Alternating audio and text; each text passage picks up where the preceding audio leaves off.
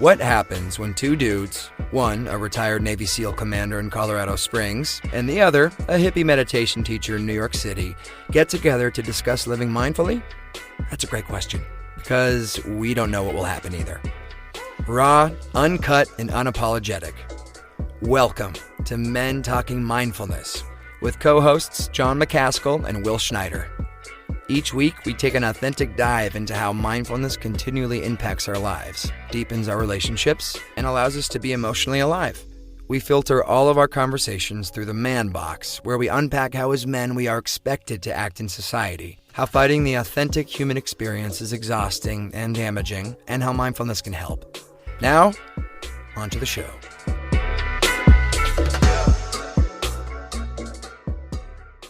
All right, here we are, Men Talking Mindfulness. And I tell you what, if there's ever been a time where we haven't known how the conversation will go between a Navy SEAL and a hippie in New York City, and now we're going to bring on a sex therapist, we're going to be talking about sex on social media live. So definitely have no idea how this will go, but I think we're going to have a lot of fun with it. But here I am, John McCaskill in Colorado Springs, and my brother from another mother, Will Schneider, there in New York City. And we are here, Men Talking Mindfulness. Today, we're going to have Courtney Boyer. She's our sex therapist that's going to come on. She's not our therapist, but she is a therapist that's going to be talking about sex with us today. But before we get into that, I'm going to turn it over to Will to plug our awesome sponsor. Yes. Well, I want to say hello to everybody out there. Hello to our audience. Hello to you, John. Courtney will come on in a second. Great to be here. It's a beautiful Friday here in New York City. And we're bringing back Halo Sport. They're our hydration company. And what I really love about the company is that, and we get to support a small business, which I think is really important. They're New York-based, female and minority founded brand that specializes in the cleanest and most functional hydration. Halo Sport is a unique hydration blend of electrolytes, minerals, and vitamins, and now available in a convenient and eco-friendly powder pack. And it's only 1 gram of sugar per stick. So they have, it's loaded with vitamin C and vitamin B, right, to help boost your energy and your immune system. Also has a lot of natural electrolytes, which I would like, John, is that their electrolytes come from their trace ionic minerals from the Great Salt Lakes of Utah. So a little shout out to Utah right there. So you can use Halo Sport anytime, at once a day, or anytime you're working out and you need that extra. You really need to stay hydrated when you're working out. And on a personal note, I know the owner, Anshuman. He's a great man. He's been a friend of mine and a yoga student of mine for the last 3 or 4 years. Also, the company is super eco-friendly. They're actively reducing their carbon footprint by switching from plastic bottles to aluminum. And also they have their powder stick, which also helps to reduce carbon emissions because they're not carrying on all the heavy weight of the water and stuff like that. So if you want to get your Halo Sport, head to halosport.com, right? That's HALOSPORT.com, and use promo code MTM2021. That's Men Talking Mindfulness, MTM2021, and get 20% off. Plus, we have our free giveaway that's back on. So for the next week, if you go to our website, mentalkingmindfulness.com, and sign up for our email address, we're going to draw our winners again next week on what's that day? The 7th of May.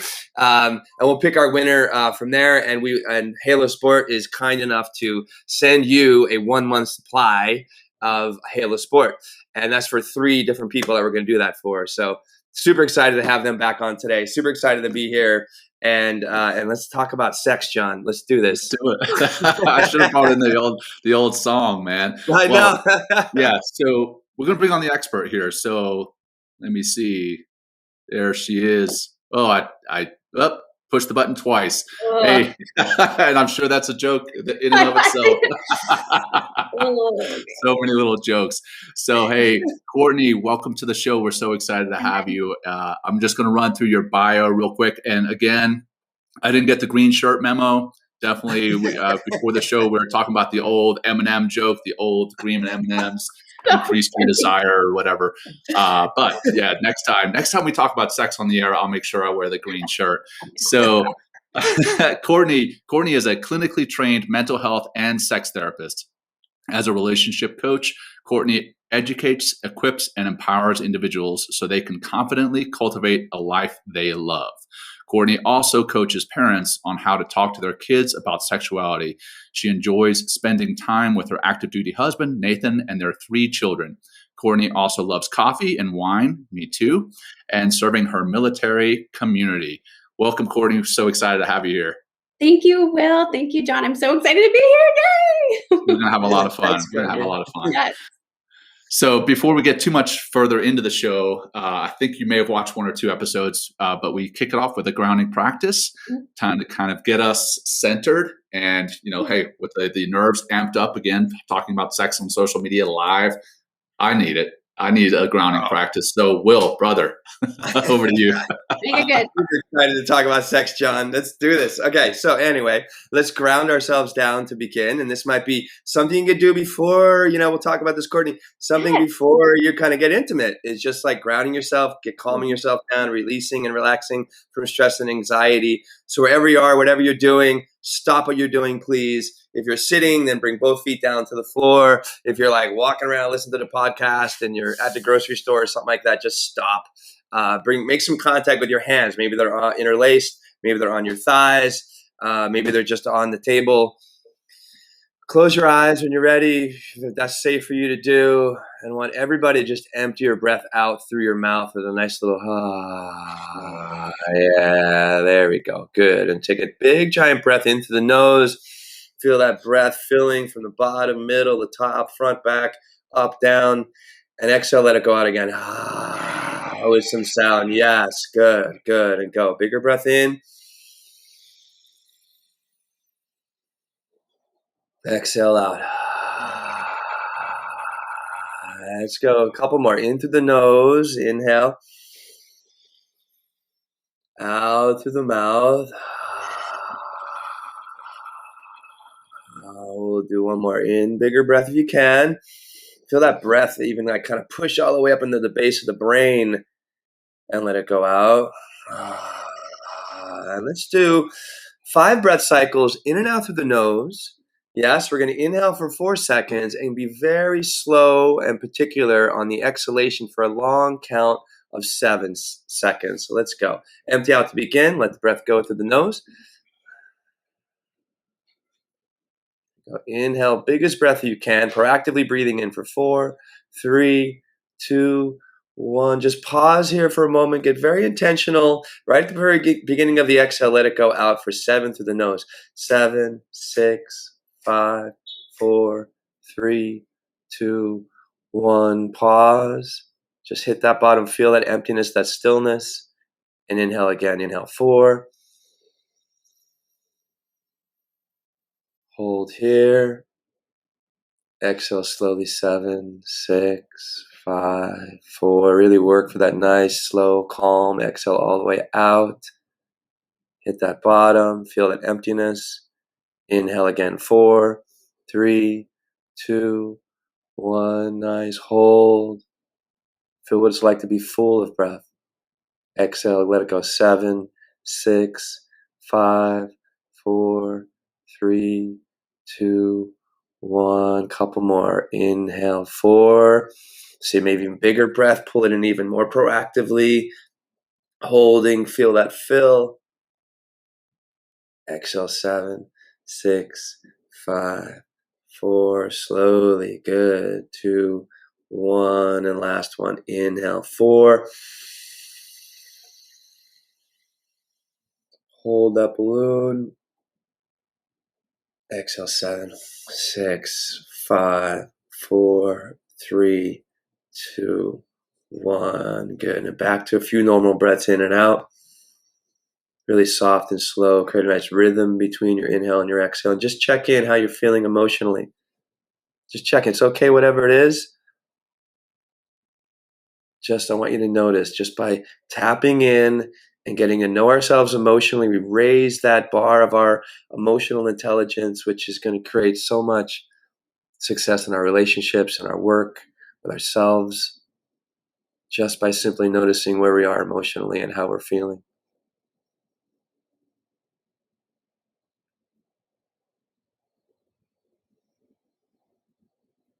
Okay, we'll finish with 1 big breath. Let's empty out again. Let it go. Biggest breath you've taken so far. Keep going. Inhale, more, bigger, bigger, bigger, bigger, bigger, bigger. Hold that breath. 5, 4, 3, 2, and then exhale however you like, through the mouth, through the nose, with a sigh. Let it go out. Yes, easy, easy, easy. When you're ready, open your eyes and welcome back to the show, everybody. How we doing? How you feeling, Courtney? It's good to see you today. Oh, good to have great. you here. Good to see you. Thanks. I know it's the first time we're meeting here on the show. So it's, and you're in Germany, which is awesome. This is our first international guest, I think, John. Fancy. Yeah, we tried for Mexico, but we had no luck. Oh yeah, that's true. It didn't work. But you're our first successful guest. Yeah, there you go. So, well, hey, Courtney, reading through your bio, reading the wine and the coffee part, we should have coordinated and had some type of specific wine for the show, like a pairing for mindfulness and sex. Oh. Next time, the next episode that we do mindfulness. Absolutely, yes. Round 2, and you wear the green. Yes, and I will wear the green. That's true. So, Courtney, just to kind of establish yourself for the audience. I mean, I read the bio. Sure, that's all well and good, but people like to know who you are, why you got into what you do, and how you did. So, why don't you just kick it off with a quick intro and explain a little bit about what drew you to do what you do, and then we'll get into a little bit of the questions and comments. Yes, awesome. So, I grew up in Seattle, south of Seattle. My dad was a private investigator that specialized in child sexual abuse allegations. So in one side, I grew up with, I worked for him starting when I was about 14, would put cases together, would transcribe interviews for him. So I had this exposure to the really destructive world of sex and how that can be terrible. Looking back, I'm like, what was my dad thinking? A 14-year-old doing that stuff, but whatever. And then I also grew up in the church. So I went to a Christian school and really was like raised in the purity culture, wrote letters to my future husband, the virginity pledge, the whole 9 yards. I went to a Christian college and was planning on being a lawyer because that's what I was good at, arguing with people, apparently. I always knew that I wanted to help people though, right? And so I didn't know about this, what that even could entail. So my junior year of college or sophomore year of college, I read The Women's Room for one of my pre-law classes, and it totally changed my life. And it really brought to light how women have just kind of been sold a lie of goods when it comes to sexuality and their career and what they're capable of. And at the same time, meeting my now husband, who had a much different upbringing when it came to sexuality and his sexual experiences. And it just kind of all came to a head. And I was like, this is wrong. Like, we need to be talking about this. We need to be helping people. And this is something that should be celebrated. Sex is a gift and should be celebrated. So I told my parents, I don't want to go to law school. I think I want to study sex instead. And, right. What was that reaction? Yeah, I was going to say, from a bunch of Christians. That's crazy. Yeah. Yeah. And so they actually were like, okay, well, if you think you know what you're doing, and sure. Okay. So I went to grad school, got a master's in human sexuality with an emphasis in education, worked as a sexuality educator for a year or so, realized that people would come up and drawn to me and ask me questions, and I just wasn't qualified to answer and really help them. So I was like, at this point, I'd been married for a few years now and was like, honey, actually, I want to go back to graduate school again. And so I went back and got a master's in mental health counseling. I opened up a mental health and sex therapy practice, then had our third kiddo. My husband got orders. We moved. So I had 3 kids under 4 in Texas, in San Antonio, and was drowning. Didn't know anybody there. It was a lot. And so kind of started to go through this process of myself of feeling resentful and stuck and overwhelmed and exhausted and surviving. Then we moved 3 years later and to North Carolina, and my dad, who was one of my best friends, passed away. And that's really what led me to the coaching world, was needing to get out of that depression and be able to help people. And so I am a relationship coach now because coaching doesn't require licensure. And since we're military, we move a lot and it makes it difficult to maintain licensure. So, Sure. yes, so that's essentially how I got to where I am. Wow. Yeah. So we're thrilled that you are here, and we're thrilled that there are people that do what you do, because we all need the relationship work. We all need work in the bedroom. Whether we think we're great or whether we think we're not, we all need work there. Yeah. So I'll jump right in with some of the questions that we kind of posed to you earlier this week. Sure. So with mindfulness, I mean, we all know what mindfulness is, or at least that's what's being talked about on the show. For those who are tuning in maybe for the first time, mindfulness is being intentionally present in the here and now and focusing on the moment, the physical sensations and the emotional sensations. So it only makes sense that we have a conversation of how mindfulness and sex go together. Absolutely. So in your thoughts or your opinion, Courtney, what are the benefits of living mindfully and bringing that into the bedroom? Yeah. So just a real quick caveat. Anytime I do talk about sex, I always like to just kind of give the audience permission.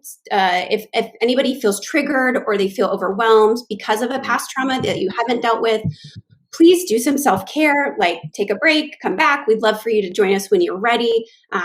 Definitely reach out to a mental health professional, somebody who is trained in dealing with trauma, so that when things like this happen, you start to develop coping skills and strategies. And then another thing is sex means different things to different people.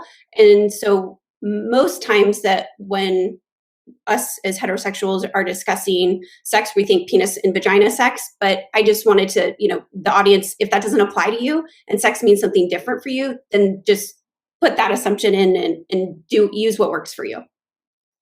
Great. Right. You're definitely a professional. Boom, right there. Yeah, I know. Thanks. So yeah, tell us about mindfulness and sex. How do they go together? How does it work? What does it look like? How does it improve or really benefit relationships and also maybe our self-confidence or something like that? Absolutely. I think mindfulness is one of the most incredible tools that we can use to improve every area of our life, and sex is no different. The more in tune you are to your body, the more enjoyable and the more in touch and heightened your experience can be. I loved, Will, the breathing exercise that you did, because actually one way to really intensify and elongate orgasm is by holding your breath at the top of a climax. And then that really makes it more powerful. So that's a fun tip for everyone if they want to. Right, I'm writing that down right now. I know, I'm writing it down. Right, I already did, John. I'll remind you. I was like, did he do this on purpose? Because this is perfect. Holding that breath right up there. Yeah. So good. What I see, especially for a lot of my women clients, is that they're so disconnected from their body. A lot of them have been raised in the church, and so there's a lot of shame associated with pleasure in your body and especially your genitals. And so there's been this disconnection and just an encouragement in a way to be separate from that self. And so one of the things that I find mindfulness is so powerful in doing is bringing the individual back to their body, to celebrating it. But that can feel really overwhelming if you don't see your body as a safe space. Yeah. Yeah, get your engines revving there. Okay. Yeah.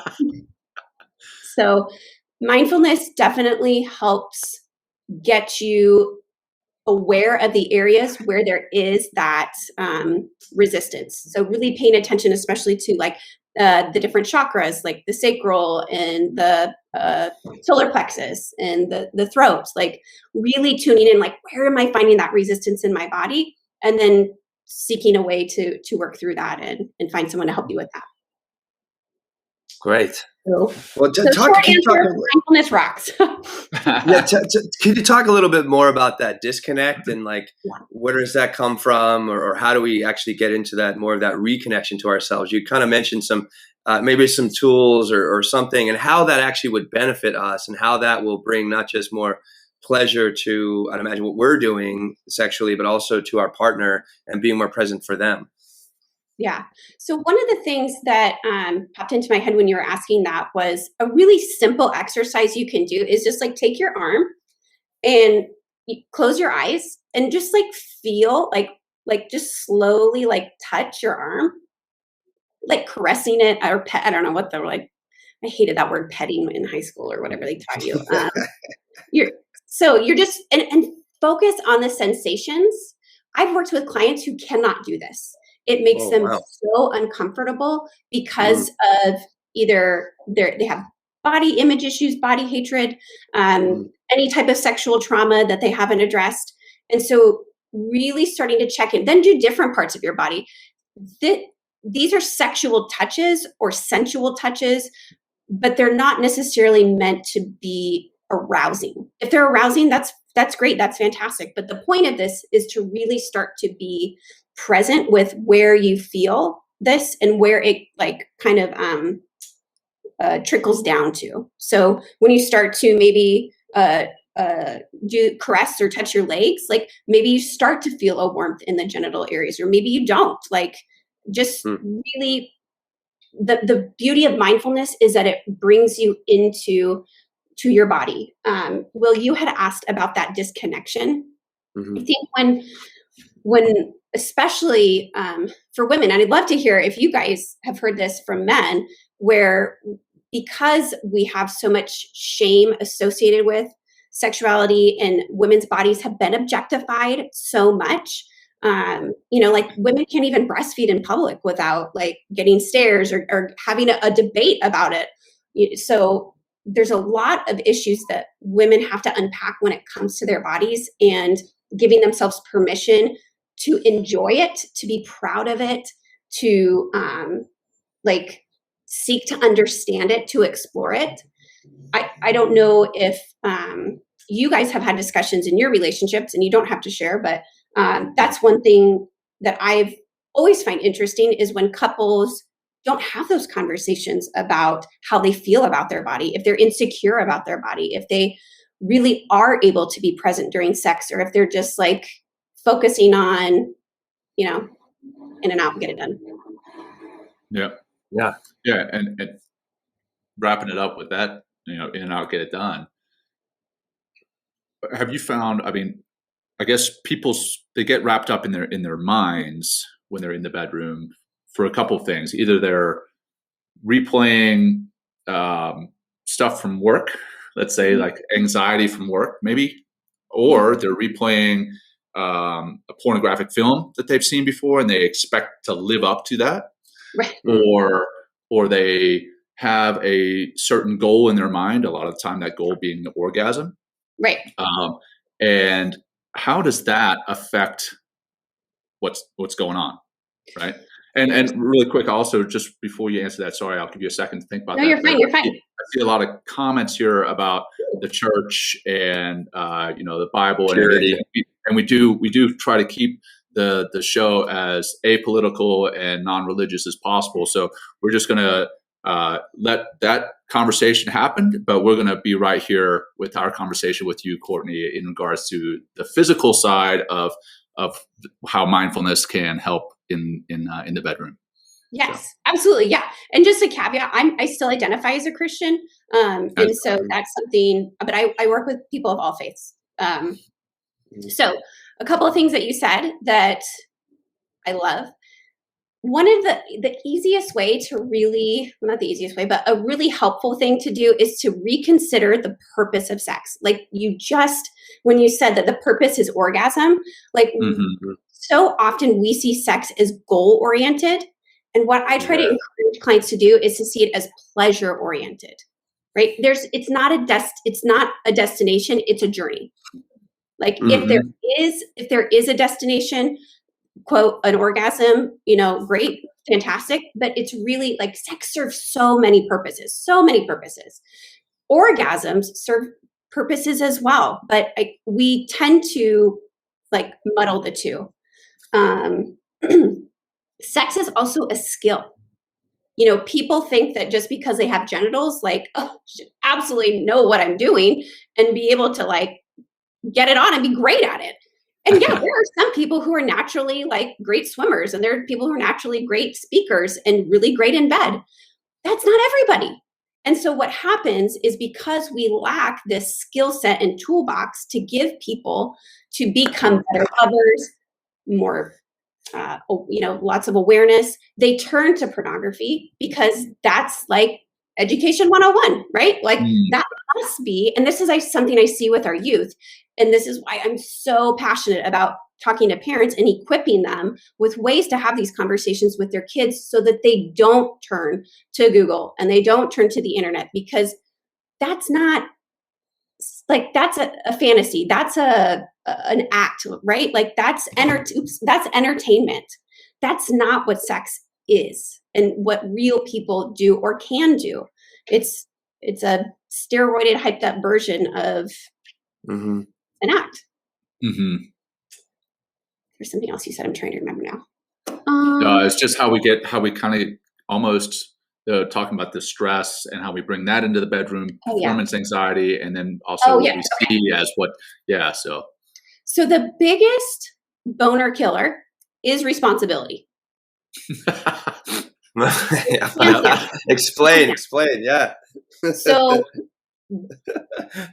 this again, as a mom, like when you have 17 things running through your head of like, oh, did I put the clothes from the washroom to the dryer? Oh, who's going to pick up James tomorrow? Who's going, right? Like that's not keeping you in your body. That is not keeping you present for sex.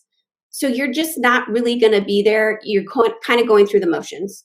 A lot of women are so exhausted from the responsibility and the burden and the emotional care, if they're staying at home with their kids or even working and staying home with their kids, and they're not able to communicate that to their partner. So then the partner's like, yeah, all right, kids are in bed, let's get it on. All right. And they're like, are you kidding me? Like who's going to do this? Who's going to do the dishes? Who's going to do that? So there's the stress prevents them from being mindful, from being in the moment.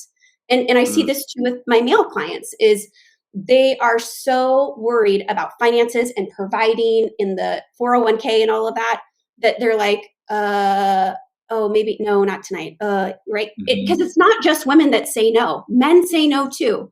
And there's this myth that, men should be these, sexual prowess and always like, they're always wanting sex.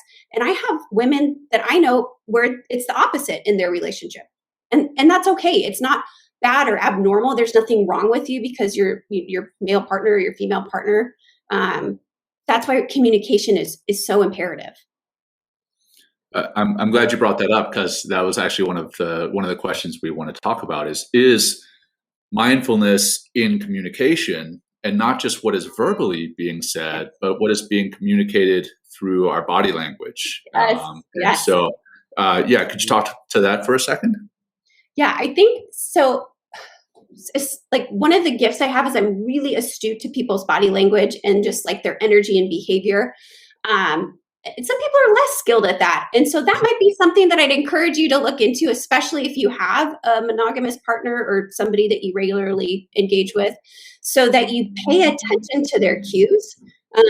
Like, are they like, look at their eyes, look at their, like, if they're like, tight in their shoulders, or like if they're clenching their fists or taking shallow breaths. Those are all indications of stress and overwhelm. Nobody wants to have sex with somebody who's stressed out and overwhelmed, because that they're not going to be present, and it's not going to be an enjoyable experience. I mean, hopefully you don't want to have sex with somebody like you. That's good. Yeah. Yes. What do you do in those cases? Like, say you're attuned to body language and that kind of, nonverbal communication, or maybe even getting some, indications that that they are stressed out. Like, how, how do you soften that person, or maybe just there's no opportunity for sex there at all. But, if you are like, say, a man and you're like really would love some sex with your woman, or your partner, whatever that looks like, are there ways or just kind of to calm them down, to maybe get them in that space, or, any kind of tactics or tools or something? Yeah, no, it's a great question. So one thing is just bringing that awareness and asking, hey, I noticed that like you seem a little distracted or you seem a little overwhelmed or you're a little bit quieter than usual. Do you want to talk about that? Or is there something going on? Or if you know that like it really drives your partner crazy when there are dishes or laundry or kids awake, get that done. Like knock it out. Like get it done. Then show them, right, that you're trying, not so that you can have sex, but kind of, you know, like it's not that, it's not that I'm doing this for you. I'm doing this for us, and and doing this in a way that this benefits us. And communication, like I cannot emphasize this enough. And asking, right? Like I ask my husband, like, hey, you want to have sex? You want to do that? Whatever. And however he responds isn't about me, it's about him. And so often what I see, especially for men, is that they feel so rejected over and over again when their partners continually say no. They're like, oh, it must be, you know, whatever. It has nothing to do with you. It's about them. So if you want them to be more receptive to sex, then you need to figure out why they're so shut down. Yeah. Wow. And is that something you would, you know, what if you have like a drought in your relationship or you haven't had sex? Is that something that maybe you go out to a sex therapist, or, you know, maybe you need to change environments or something like that, you know, like go to a hotel or like go on a little vacation or, you know, something to maybe like, you know, spark that fire again is there. Because I mean, I'm sure there's a lot of listeners out there or people that are in relationships for a long term. And I'd imagine sometimes, you know, that intimacy could get a little stale or just boring because like, you know, maybe there's no nuance in intimacy in the relationship or something. Right. Yeah. I mean, so the erotic is lessened the closer we are. So the more, the closer, right. And it's just, you would think like, oh, well, we're like best friends and like we hang out all the time and COVID, we're home all the time. Like, yeah, that's great. Like, no. Closeness is what causes like, I need some excitement. I need distance. Distance, not necessarily in like, I mean, yeah, I guess physical, but like that your partner has their own thing. You know, like they have things that excite them. They have things that you don't necessarily know all the intricacies about. That's why sex and your hormones and everything are going crazy at first, because when you first encounter someone, you don't know much about them. And it's so exciting and that's erotic and that's arousing. And then when you get to know that they snore if they sleep on their right side and like they don't like calling their mom on her birthday, and you're just like, oh my gosh, that's not hot, guys. Like that is not hot. So what do? Try and find ways to create like that distance. Again, I'm not talking about separating. I'm talking about finding ways where you're your own person and you have your own interests. You still share things, but you also kind of have this like one thing I find so sexy about my husband is that he's really great at his job and he's super successful. And I know like 50% about what he does, but I don't want to know more because it's exciting and it's arousing to know like there's this whole world over here that he's like really good at. And like, ooh, you know, kind of, have you ever seen The Big Bang Theory? And like, and Penny, and when her and Leonard, and you know, like he's like this nerdy guy, and like she has no idea, but it turns around. It's like, good for you, Penny. Good for you.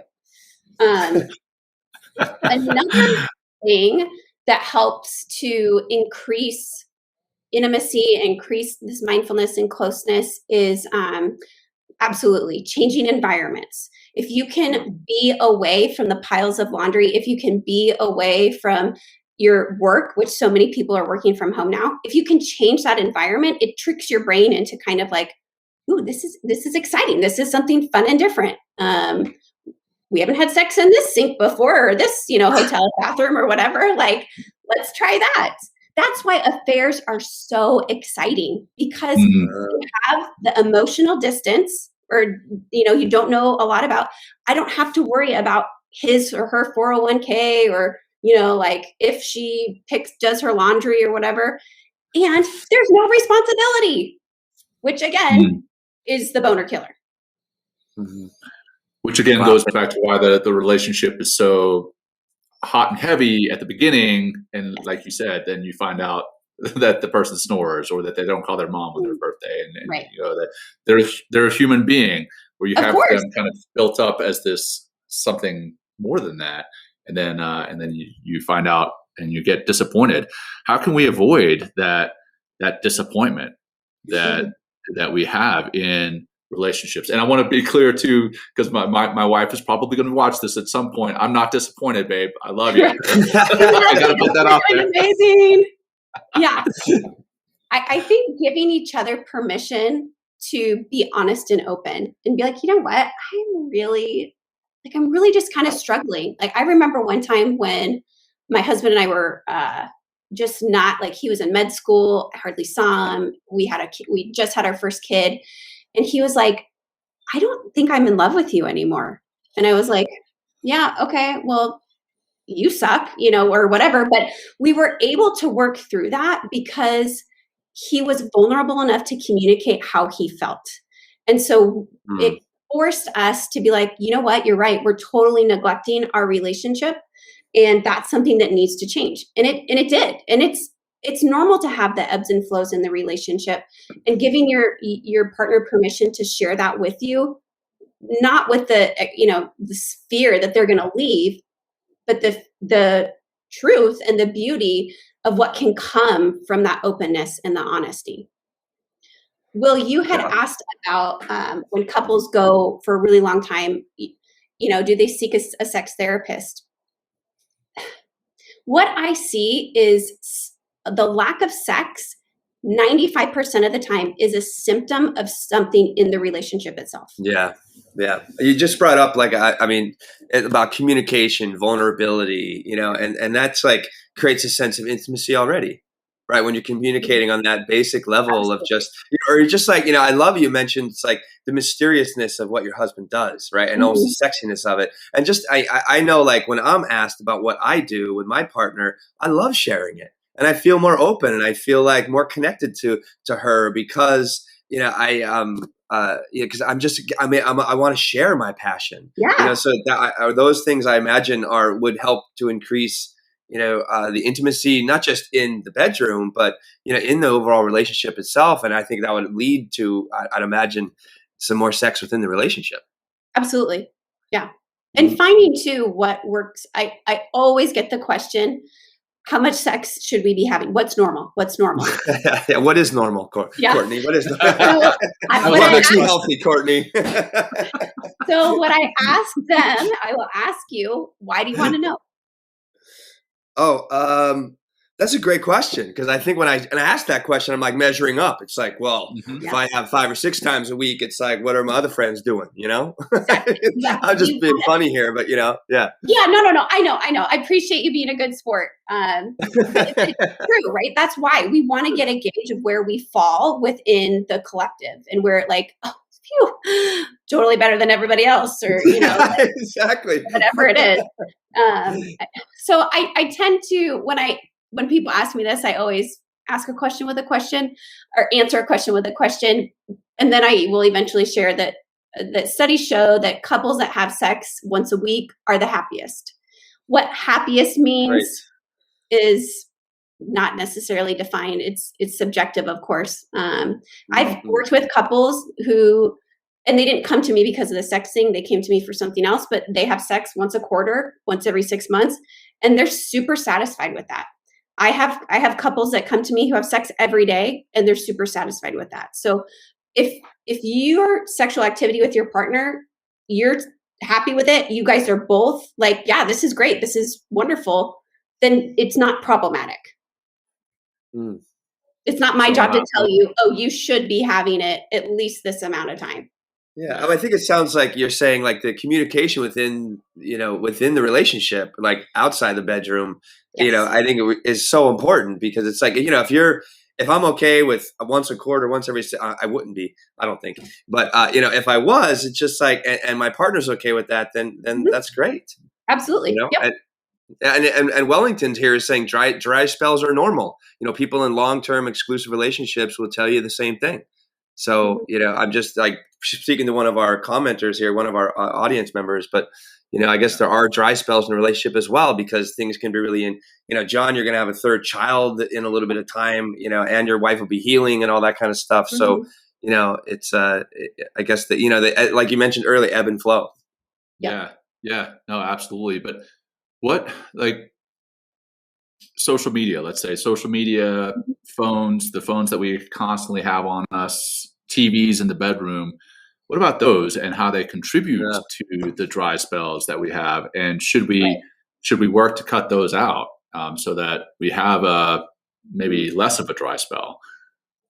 Yeah. So I think, I don't really know if I like the word dry spell, because it almost insinuates that like there should be, like there's a standard and an expectation. Yeah, right. I think it's so different for every couple. If you know that like you struggle with becoming consumed with the TV or social media, then don't put that temptation in there, right? If it's not going to enhance or improve your relationship, then you don't need it. Or if it's becoming a hindrance, then if you're totally fine sitting there every night scrolling and doing social media or whatever, and you're satisfied, both of you are, then okay. But if it's becoming, again, problematic, it's the same with like work or working out or meditating or whatever, when you have these activities that consume you and distract you and in almost a way allow you to avoid having to deal with the emotional and the vulnerability or the vulnerableness of that relationship, then any of those things should be addressed. Well, so mentally escaping there, so potentially mentally escaping via social media or binging Netflix or whatever the case may be. What about mentally escaping actually during the act? And specifically, and this is going to be a little difficult to go down, but if someone has experienced trauma, specifically sexual trauma, right? What do you say about those who are mentally escaping during the act? And is there any way for them to come back and enjoy sex? Yeah, absolutely. Absolutely. There's totally hope. It requires work though, right? Like it's not an overnight, it's not a pill. It requires a lot of deconstructing, a lot of healing, a lot of, and that's not fair. It's not, that happened to you and now you have to go be the one that processes it. But it's a way of regaining that freedom from that perpetrator is by reclaiming your body and by taking that power back and really enjoying the body and the gifts and the sexuality and sensuality of it. It's going to happen, the mental escape, right? Like you're going to check out, be aware of it. Right? It's not about judging yourself for when it happens, but it's really important that you don't make it a habit and recognize like, I don't like just being like this vessel that just kind of lays there. That doesn't feel good to me. That doesn't benefit our relationship. And so I need to do something, or I need to figure out why I'm retreating and checking out. Mm-hmm. And then a related question, and this comes from one of our audience members, is how to recover from a bad sexual past. Maybe not trauma, but maybe you've just had bad experiences where maybe it was just awful sex with a certain partner or a certain time, and now you're thinking the whole time that sex is just bad. How do you recover from that? Yeah. So totally recoverable. That's the great thing. Like all of this is recoverable. Working with someone who can help you rewrite your sex story. Like that's essentially what it is. It's about forgiving and releasing the past and starting to reclaim and create that future that you desire. If you find yourself in situations where you're like, oh my gosh, like I had one client who repeatedly had cheaters. She kept attracting cheaters so we had to like look at her self-worth and be like, so maybe you don't think you deserve anything better than this standard here? And so we really worked on bringing her up and helping her to realize that, no, I do deserve somebody who's faithful and who's loyal. So in that respect, sometimes when we have bad sexual experiences, not trauma related, it can be a creation or attraction of our own that because of our low self-worth or our low self-trust. Wow. Thanks. I almost want to share an experience I think would be very helpful for the audience. But I also have a question for you, Courtney. It's like, so what if, what if you're in a relationship and you haven't had sex in a long time, and you guys haven't really spoken about that part of your relationship? Like, how do you begin to broach that conversation mindfully, or what are the things that you can do in order to maybe open into that conversation so you can get back to being intimate and have a deeper relationship? One of the things that I find that was really, and we talked about it a little bit earlier, is connecting emotionally. Like, so often we take sex so seriously, like it's fun, like be playful. And if you are playful outside the bedroom together, if you are curious about your partner, if you are loving and encouraging and flirting, that's how you begin to connect and be vulnerable together. And that can translate and open the door to that sexual connection.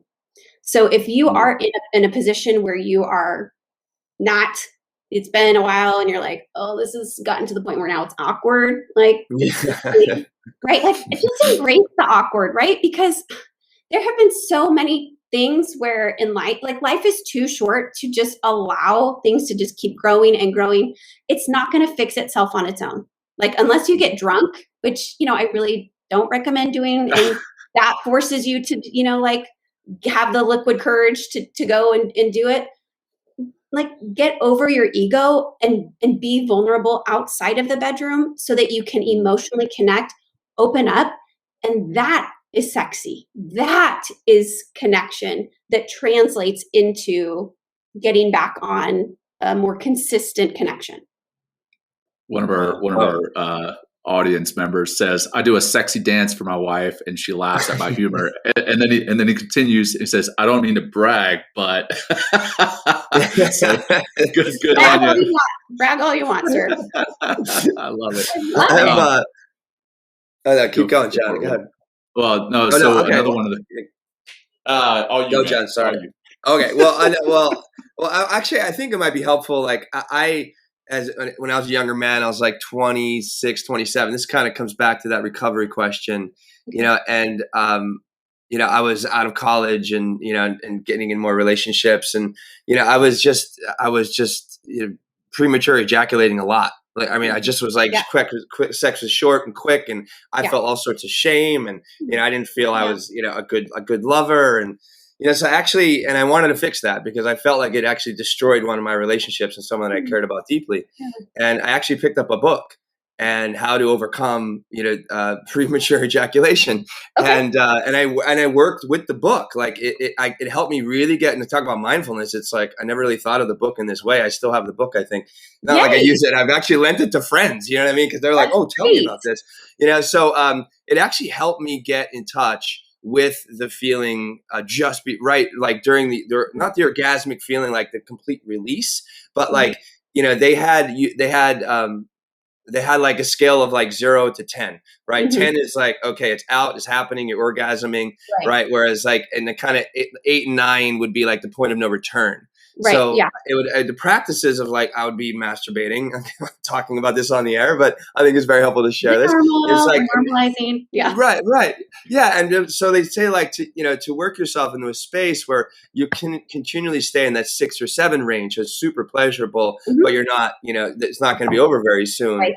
And then getting better at that and getting familiar with yourself, through masturbation in this case. And then they take it a step further where then I ended up having a partner. I told her about this book because we're kind of having the same problems. And she was like, oh, let's work on this. Yes. So, and also in the book, it was like, let's work on this together. Yes, So there's so many great exercises. Yeah, we had some really great exercise together. It really brought us so much closer to work on this problem that is not just my problem, but it's our problem, because we're in a relationship together. And I mean, and my sex was so much better. I felt more confident as just a man in general. We had a better relationship. You know, sadly that ended. I went on to have better relationships, and I felt like, oh yeah, I got this bedroom thing handled. That's fantastic. You know? Yeah, it was. Yeah. So I just want to share, because it was something I wanted to be, I wanted to just have better relationships. I just wanted to be more intimate, because for me, when you prolong sex, it gets bigger and bigger, and the orgasms could even be greater. If you're not just always working right for that orgasm, but really enjoying and checking with your partner. Yeah, absolutely. And I think it's important to know too, that most men ejaculate orgasm. They're not technically the same, but around the 3 to 5 minute mark. And women, it's more like the 10 to 15 minute mark. Wow. So for the men out there, if you are like, like I'm ready, right? So that might be a motivation to really learn how to delay. And there's nothing, and most women too aren't able to orgasm through vaginal penetration. So I'd say about 60 to 65% of women need actual clitoral stimulation, as opposed to just pounding it in. Yeah. Well, that was like, I would work to like a 15-minute. I literally set a timer. Yeah. And then go for it. That's so great. I know, John. I mean, I love it.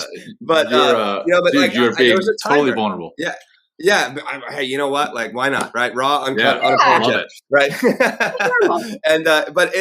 But here you go. You just said 10 to 15 minutes for women, 2 to 3 minutes for men, and here I am in the book, like being a heterosexual man, working for that 10 or 15 minutes, and it's been a lot of more fun being able to have that longevity during sex, for sure. Yeah. Good.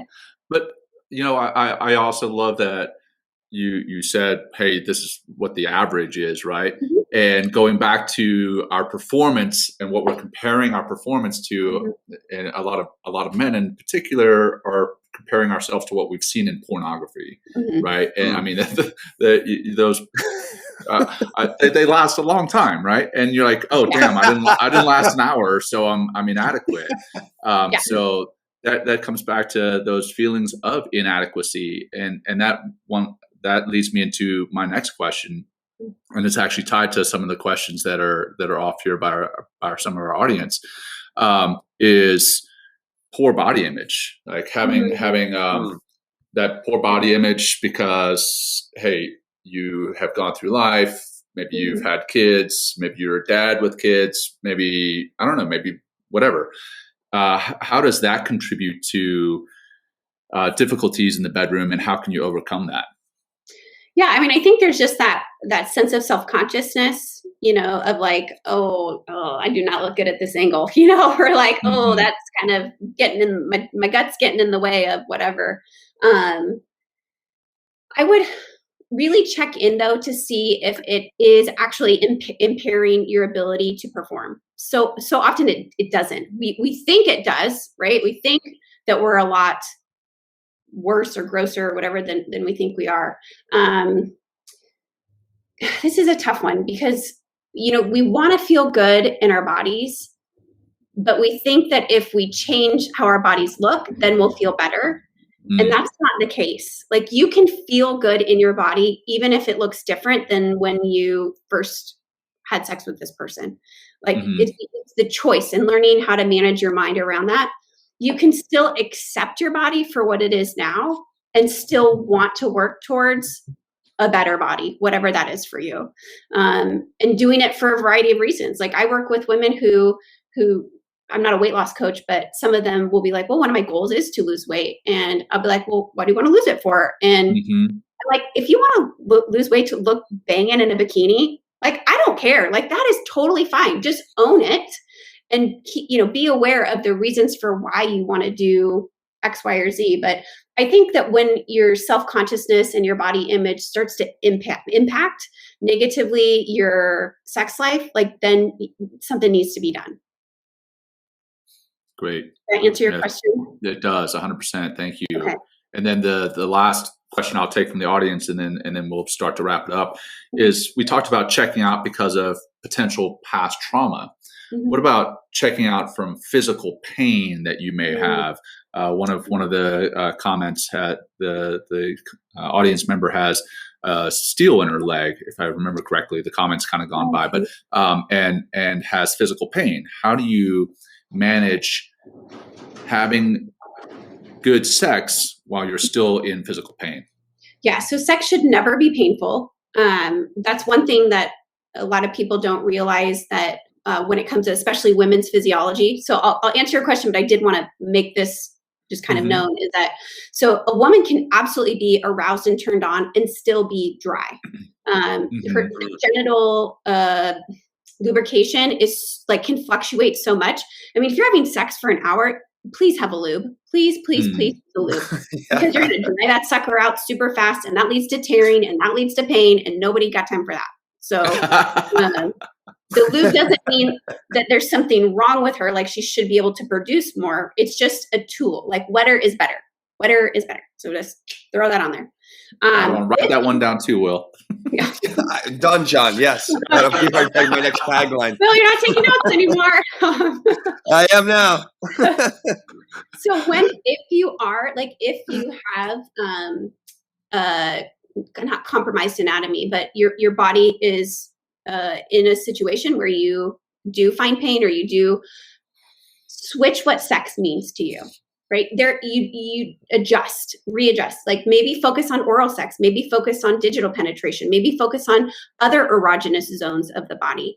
There are so many different ways that you can orgasm, and giving yourself permission that there's not something wrong with you because you have to go do it a different way, but really embracing the opportunity to like explore your body and explore different ways to receive and feel pleasure.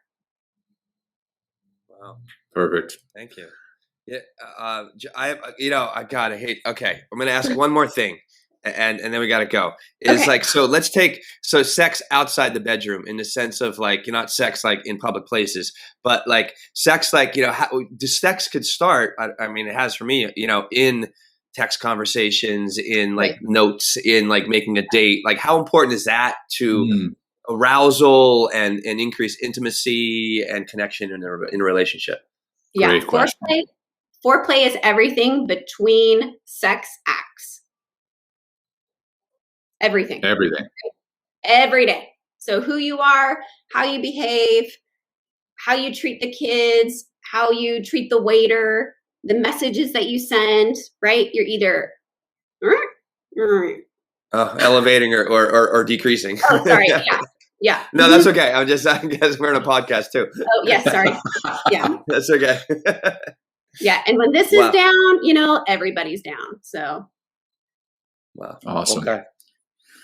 Well, what else, Courtney? We're going to wrap it up here. What have we not discussed? Although I saw some people already say in the comments they want you to come back for another show, because I'm sure we didn't cover enough in 1 hour. So no, definitely. Well, actually, I want to talk about, and this could be really taboo. It's like, toys in the bedroom. Like, do we bring in different types of toys, and what is that like? Is that awkward? Is that weird? Is that like strange? Is that too porno? You know what I mean? Like, and I think that might be fun as well to talk about, because we are talking about intimacy and arousal and relationships and orgasm and all the great things that, like, part of our human existence is to have sex, or else we don't, proliferate the species. So we might as well have fun doing it, right? Well, and the beautiful thing is, like, the clitoris, the only job of it is pleasure. It has 9,000 nerve endings. That is twice the amount of nerve endings that are in the glands of the penis. Twice. Thank you, God. Wow. That's what I got. There you go. Yeah, so we'll start to wrap it up here, Courtney. Yeah, amazing comments and insights. So thank you so much for being here with us today. If people wanted to connect with you and they had more questions, how do they get a hold of you? Yeah, so you can find me. I'm about to start a rebranding process, but right now I'm at the Stepping Stones Coach on Instagram and at Facebook, and on LinkedIn I'm at Courtney Boyer Coaching. There you go. Okay, yeah, you just want to say those again. The Stepping Stones Coach, is that what you said? Yeah, the Stepping Stones Coach on Instagram and Facebook. My website is thesteppingstonescoach.com. And yeah. Great. Well, thank you so much, Courtney. Thank you guys so much. I really had a great time. Oh, yeah, absolutely. So, and we wrap up every show with a grounding practice. And, heading into the show to talk about sex, I needed a grounding practice to settle me down. Right. Heading out of the show after talking about sex, I need a grounding practice to settle me down. Down, boy, down. I'm kidding. That's right. Oh, I could tell you you can't have fun, right? If you can't have fun with it. No, absolutely. So, yeah. All right. Well, if you're comfortable, Courtney, I'm gonna run us through a quick grounding practice because we are coming close to the hour. So go ahead and get into a comfortable position, much like you would in the bed. So, hey, we're going to get comfortable here. And if you're comfortable doing so, close your eyes. Otherwise, just soften your gaze and bring your attention to your breath. And we're just going to do a simple box breath like we've done before. We'll breathe in for 4, hold for 4, breathe out for 4, hold for 4, and we'll do that 4 times. And we'll begin by breathing out all your air. Breathing in, hold for 4, 3, 2, 1. Breathe out for 4, 3, 2, 1. Hold for 4. In for 4. Hold for 4, 3, 2, 1. Out for 4, 3, 2, 1. Hold for 4. In for 4. Hold for 4. 3, 2, 1. Out for 4. 3, 2, 1. Hold for 4. The last one. In for 4. Hold for 4. 3, 2, 1. And out for 4. 3, 2, 1. And hold for 4. 3, 2, 1. And just breathe naturally. And now when you're ready, go ahead and start bringing some movement back and open your eyes or refocus your gaze and come out of the practice on your own time. Courtney, been wonderful. Thank you so much. Thank you guys. And Will, brother, always a pleasure. And I'll turn it over to you, Will, to wrap it up.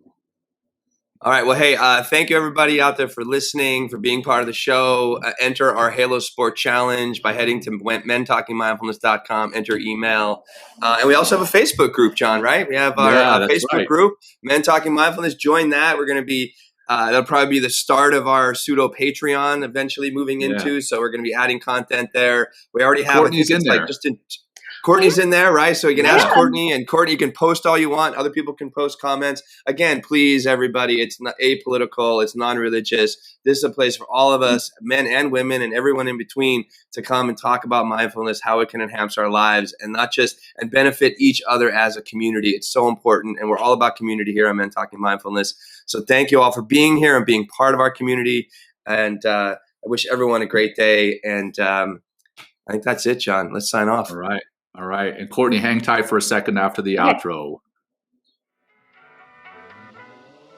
Thanks for joining Will and John on Men Talking Mindfulness. If you enjoyed the show, please like and share it with your friends and family. And please, we would appreciate a review too.